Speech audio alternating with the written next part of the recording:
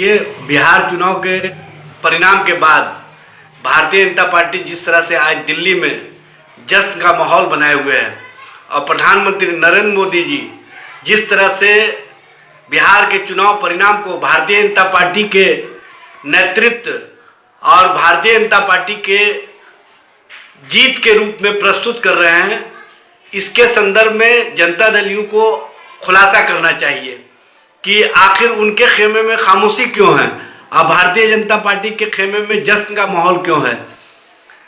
एक और नरेंद्र मोदी कहते हैं कि नीतीश कुमार के नेतृत्व में हम सरकार बनाने का काम करेंगे, लेकिन दूसरी ओर सारा क्रेडिट भारतीय जनता पार्टी या नरेंद्र मोदी के नाम पर लेने की होड़ मची हुई है और भारतीय जनता पार्टी के एक एक नेता और कार्यकर्ता इस जीत को नरेंद्र मोदी की जीत बता रहे हैं।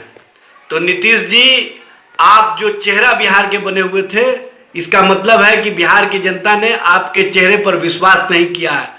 तो आप किस नैतिकता के आधार पर बिहार का मुख्यमंत्री बनना चाहते हैं?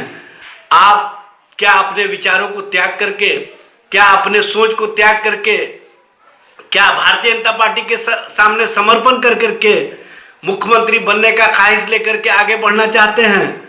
कुर्सी मोह में आप इतना क्यों नीचे स्तर तक जा रहे हैं नीतीश जी? आपका तो ये कभी भी सोच नहीं रहा है। आप तो हमेशा कहते थे कि कम्युनलिज्म के सामने हम समझौता नहीं करेंगे, लेकिन अफसोस होता है कि आप जिस मंच को साझा किए उस मंच पर धार्मिक उन्माद का वातावरण बनाया गया, धर्मांध की बातें की गई और उस तरह की बातें की गई जिसको आप पसंद नहीं किया करते थे। ऐसा लगता है कि राजनीति के जो गरिमा है, राजनीति में जो नैतिकता है, उसको आप लोग त्याग चुके हैं। और प्रधानमंत्री जी, मैं आपसे पूछना चाहता हूं, आपके बड़े बड़े नेताओं के पुत्र पुत्रियां राजनीति में आगे बढ़ रहे हैं, तो आप परिवारवाद पर किस मुंह से हमला करते हैं?